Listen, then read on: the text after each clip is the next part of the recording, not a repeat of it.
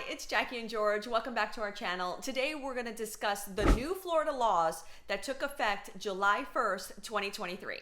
Now, there are over 200 laws that were passed that affect anybody living in Florida as well as anybody that probably considering moving here. So let's dive in and explore. First off, let's talk about the laws affecting homeowners, and I need to put my glasses on because I need to get this right. Okay, as of July 1st, you're going to love this one. Homeowners Associations are limited in restricting the installation, display, or storage of certain items on parcels. Okay? What's that mean? Okay, so regardless of any association rules or covenants, associations cannot prohibit parcel owners from installing, displaying, or storing items that are not visible from the front or adjacent parcels. So we're talking about artificial. I could park a boat in the back if they can't see it. Yep, you can have artificial turf in your backyard, recreational vehicles, and flags. And I know he's a big fan of flying a flag. So the Homeowners Association cannot prevent you from flying up to 2 flags. It's always been like you can have 1 flag, but now you can have 2 flags. But there are some restrictions on the types of flags you can fly.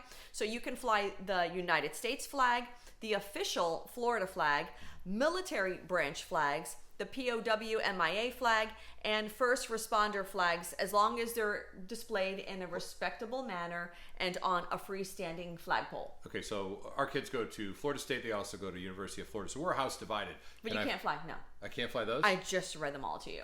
Okay, we're going to cover later on what happens to homeowners associations when they send you nasty letters, because I have some over there, and it's worth it. Fly the flags, especially if it's game day. Fly the flags. If it's game day. All right, what's next? This next one is about foreign nationals buying property in the United States. And it states specifically, the new law prevents, with some exceptions, property purchases in Florida by people from China who are not U.S. citizens or permanent U.S. residents. Now, additionally, the bill lists 6 other countries of concern, which is Cuba, Venezuela, North Korea, Russia, Iran, and Syria. Foreign investors from these countries, now this is foreign investors, not people that are living here and actually occupying the property, so don't get up in arms on this. We're not saying across the board. Foreign investors from these countries are banned from purchasing agricultural land from Florida. That's a great law. They're also banned, they cannot buy land within 10 miles of military infrastructure facility. And the reason for that is we don't want them passively listening to what's going on in our military bases, so I support that. I love these laws. I think this one's great. What's next? These next 2 laws relate to firearms. Now, Florida's always been known as a fairly strong firearm-leaning state. We believe very much everybody has a right to bear arms. These next 2 laws, though, are right up that line. One prevents credit card companies from tracking firearm and ammunition sales through separate merchant category codes at gun businesses. That means your business is your business. Huge fan of that one. Okay. Another one states that Floridians who can legally own a gun no longer need to have concealed carry permits. They also no longer need training for those permits. That means that if you can legally own a gun in Florida, you can carry that gun on your hip. You don't have to carry it concealed. I'm kind of tossed on that one because I don't like the idea of guns being out in public. I just don't think that makes sense. And I do like the idea of additional training. So I'm not 100% an advocate for that one. And I'm a big Second Amendment guy. Everybody should be trained. But that's a law that we just passed. And I will tell you this is for sure. What's that? If people see somebody with a gun, they probably aren't going to try and rob them or hold them up. I'm just throwing that out there. Guns are great ways to stop crimes. All right, now let's move on to laws that are affecting parents. And these are pretty hot and controversial laws and topics. One is about pronouns. House Bill 1069, in case you want to read that one, prohibits school staffers from asking students about their preferred pronouns or discussing their own if it does not correspond to such person's sex. The law states that a person's sex is an immutable biological trait and that it is false to ascribe to a person a pronoun that does not correspond to such person's sex. Okay? Boom. Another one that affects parents and a lot of kids is the TikTok takedown. It prohibits the use of the social media platform TikTok on devices owned by school districts and through internet access provided by districts. TikTok has been a controversial topic, as you know, because of its Chinese ownership. But I learned from our kids that even though the school districts don't allow it, I guess they download some VPN or something like that, and they're allowed to circumvent that anyway. So the VPN actually stops the internet from realizing where you're at. You can get them for your house. You can get them all over the place, and they're I think they're a pain in the backside. But the bottom line is they give you some anonymity, so that they can still use them in school. The government has the same thing. Government's forbidden from using TikTok at this point, but the same thing applies. You use a VPN, and then they can do it. Sorry, just my 2 cents. That's okay. So also another law, school board term limits. I think this is great. It's imposing an 8-year term limit on school board members, and that's down from the current 12 years. So you can only be 8 years as a school board member. And another good one is school bus traffic cameras. They're going to have school bus traffic cameras. In all of them. It allows school districts to use cameras to capture the images of the drivers who are illegally passing those school buses and putting all the kids' lives at risk. A minimum fine of $200 if you're caught. Good law. Love that one. Now this one I'm really enjoying.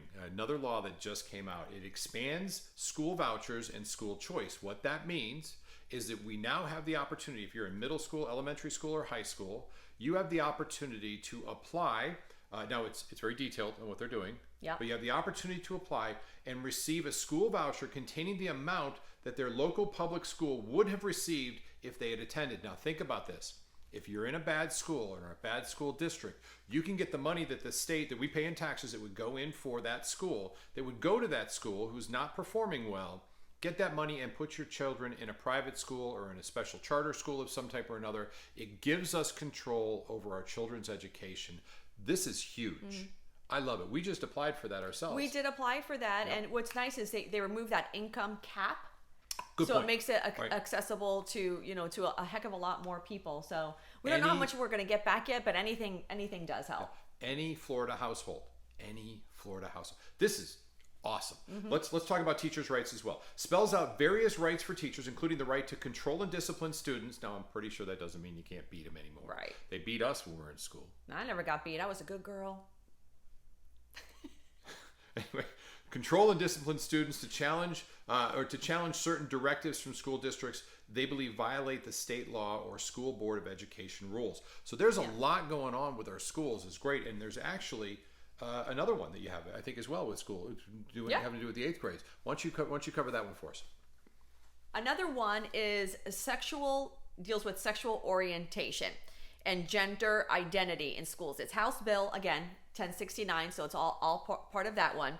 And basically, that law expands to 8th grade a 2022 law that barred instruction about sexual orientation and gender identity in kindergarten through 3rd grade. So before it was kindergarten through 3rd grade, you couldn't talk about that topic, but now it extends it to the 8th grade. Well, when you were going to high school, when did they have sex ed for you? We never had sex. I mean, I believe it was in 5th grade. I think mine was 8th. That's what I'm thinking. I was in Illinois at the time, so I'm thinking it might have been 8th. Anyway. Yeah. I'm actually going to lean towards this one. I think perhaps it's a little bit. I think 5th grade or 6th grade sex education should be taught, but it's not like trying to say, "Hey, listen, you can do whatever you want," and it's not like teaching how to have sex. It's awareness of what is involved. And right now, there's a lot of twerking and a lot of things going on that I don't personally agree with. These are my kids. Back the hell up. They need to stay innocent as long as they can. True. That's my opinion. Okay, another one has to deal with gender bathroom assignments, and it imposes restrictions on which bathrooms transgender people can use at schools and at public buildings. It will require people to use bathrooms that line up with their sex assigned at birth. There we go. There we go.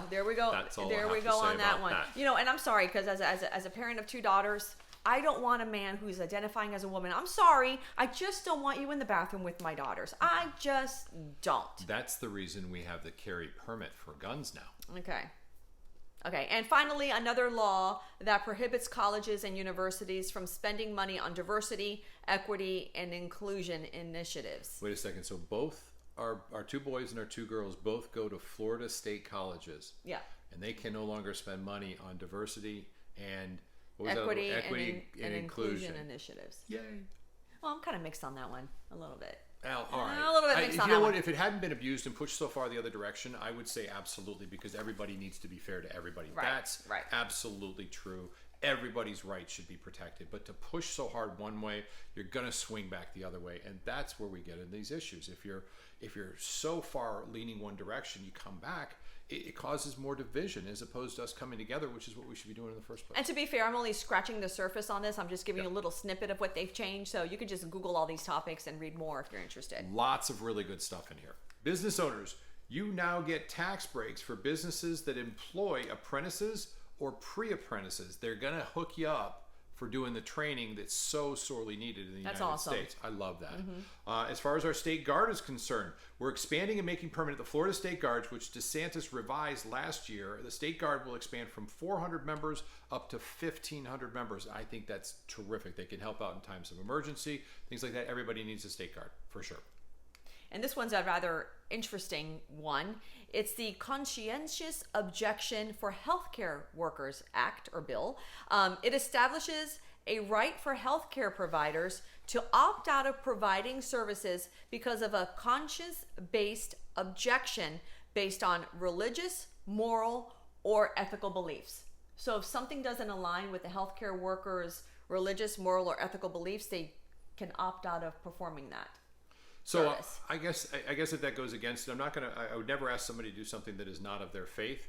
But in the same token, I raise a red flag on that one. We want to make sure that we're protecting everybody's right to get medical treatment for sure. So somebody else will step in. I'm assuming that has to be the case. Yeah. So you really got to read it. It's Senate Bill 1580 because it goes on the other side. If I believe in something and the other person doesn't, they're not going to give it to me. But it's what I want. It's what's best for me.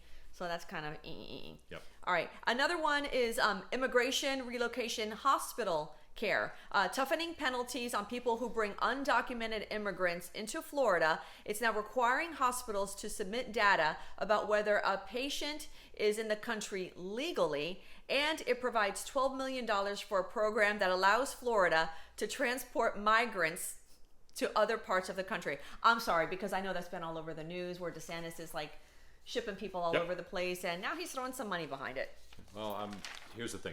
There's so many Americans are immigrants. They went through the process. They went through it the right way. Right. That's how it's supposed to be done. They deserve the respect. They did the effort. They are citizens. They have every right that every one of us, that every citizen does. They're no different than any one of us. But to have somebody just come in and assume that they get all these rights and that we're ending up paying for it, I completely disagree with that. Just like my parents, they're both born in Havana, Cuba, and they're legal citizens. So. 100%. Yeah.